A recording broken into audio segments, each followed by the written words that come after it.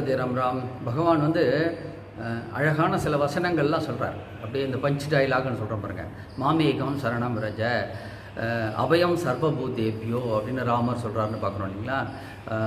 யோகக்ஷேமம் வகாம்யகம் அப்படின்னு சொல்கிறாங்க. இதெல்லாம் கேட்கும்போது நமக்கு ஒரு கம்பீரம் வருது, ஒரு தைரியத்தை கொடுக்குறது. நம்ம பகவான் அப்பேற்பட்டவன் அப்படின்னுட்டு.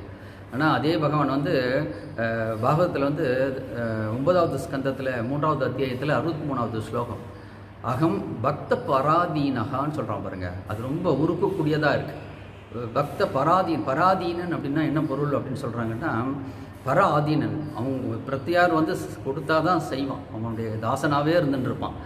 உதாரணத்துக்கு அவனுக்கு கை இருக்கும், ரொம்ப தாகம் இருந்தாலும் தண்ணி இருந்தாலும் எடுத்து குடிக்க மாட்டான். எடுத்து குடி அப்படின்னு உத்தரவு கொடுத்தா தான் குடிப்பான். உணவு இருக்கும், பசி இருக்கும், ஆனால் சொன்னால் தான் எடுத்து சாப்பிடுவான். தூக்கம் வரும், தூங்குன்னு சொன்னால் தான் தூங்குவான். எந்திரிச்சு அப்படின்னா தூக்கம் இருந்தாலும் எந்திரிச்சிடுவான்.